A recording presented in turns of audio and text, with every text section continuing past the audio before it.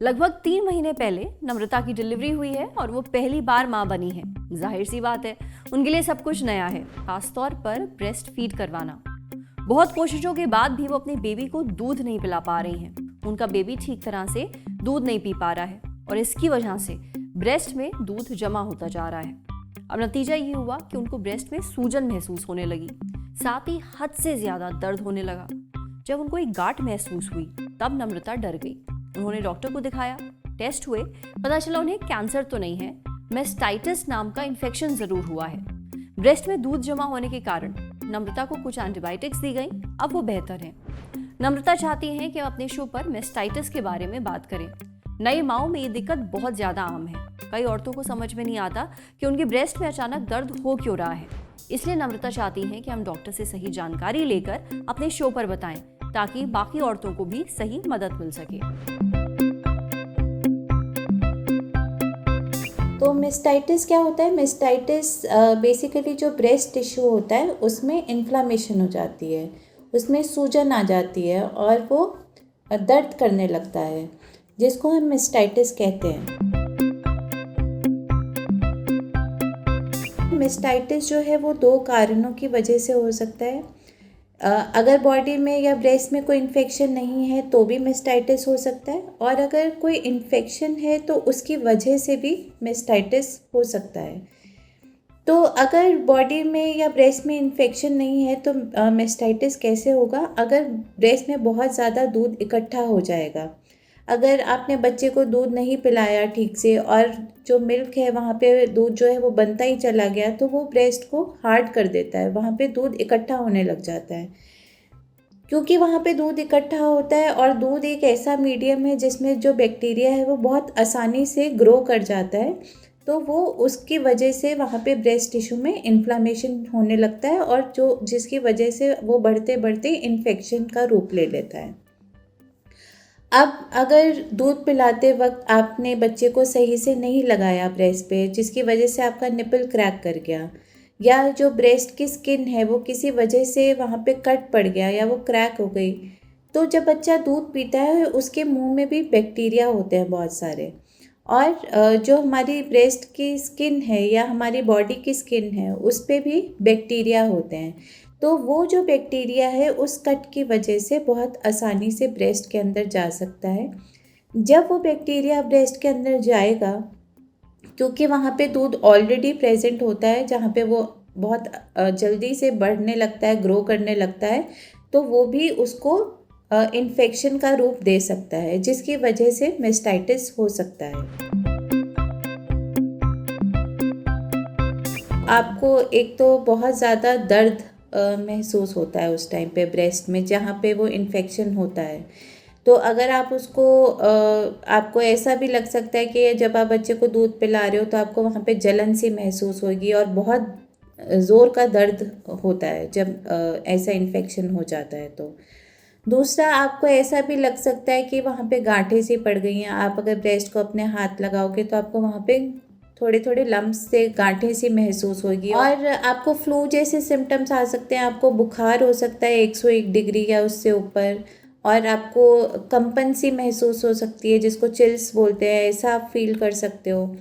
और जो एरिया में वो इन्फेक्शन होता है तो वहाँ पे वो एरिया थोड़ा सा रेड हो सकता है, रेड कलर का हो सकता है, और वो आपको गर्म महसूस हो सकता है। जिस ब्रेस्ट को अगर आप हाथ लगाओगे जिसमें इन्फेक्शन नहीं है, तो वो आप उसके कंपैरिजन में जिस ब्रेस्ट में आपको इन्फेक्शन है वो आपको गर्म महसूस होगा। तो मेस्टाइटिस जो है बेसिकली जो मदर्स ब्रेस्ट फीड कराती हैं उनमें ये बहुत कॉमन है, बहुत कॉमन कंडीशन है, बहुत कॉमनली देखा गया है। एक तो आपको बच्चे को दूध पिलाना चाहिए हर 2 घंटे पे।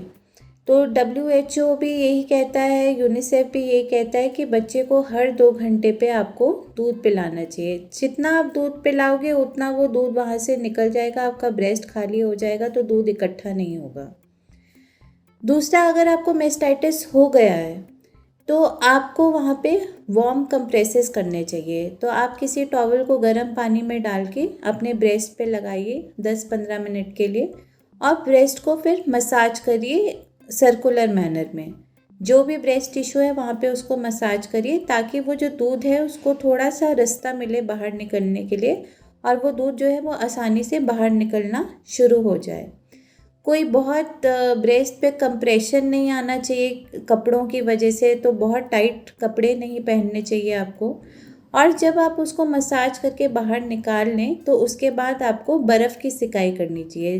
तो आप किसी कपड़े में या तो आइस क्यूब्स जो होते हैं वो बांध के आप ब्रेस्ट पे लगा सकते हो, नहीं तो कोल्ड पैक बहुत आसानी से अवेलेबल है, वो भी आप ब्रेस्ट पे लगा सकते हो, जिससे आपको पेन में थोड़ा आराम मिलेगा। अगर इन सब चीज़ों से भी आराम नहीं मिलता है तो आपको अपने डॉक्टर से कंसल्ट करना चाहिए, जो आपको एंटीबायोटिक्स प्रिस्क्राइब करेंगे, और जैसे जिस मात्रा में वो आपको बताएंगे उसी मात्रा में आपको वो लेना चाहिए, और जितने दिन तक वो आप बताएंगे उतने दिन तक उसको आपको लेना चाहिए, जिससे ये ठीक हो जाए। नई माओं को अक्सर समझ में नहीं आता कि अगर उनका बच्चा दूध नहीं पी पा रहा है तो वो क्या करें। अब देखिए, दूध का प्रोडक्शन तो डिलीवरी के बाद कुछ समय तक होता ही रहता है, पर अगर वो दूध निकल नहीं रहा है, अगर बच्चा ब्रेस्ट फीड नहीं कर रहा है, तो दूध जमा होता रहता है। अब ऐसे में उस दूध को बाहर निकालना बहुत ज़रूरी है, और ये एक पंप की मदद से किया जा सकता है, यानी पंप से ब्रेस्ट मिल्क को बाहर निकाला जा सकता है और उस दूध को स्टोर भी किया जा सकता है।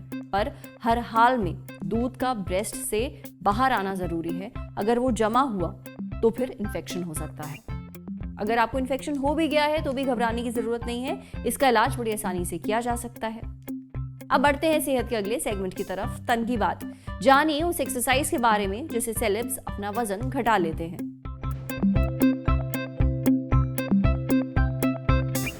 पिलाटेस एक ऐसी एक्सरसाइज है जिसकी मदद से करीना कपूर से लेकर आलिया भट्ट तक अपना वजन घटा चुके हैं।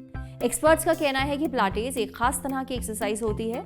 इसे करने से शरीर में दम आता है, यानी एनर्जी आती है, ताकत बढ़ती है, खासतौर पर पेट के हिस्से में। इससे आपकी फ्लेक्सिबिलिटी भी बढ़ती है।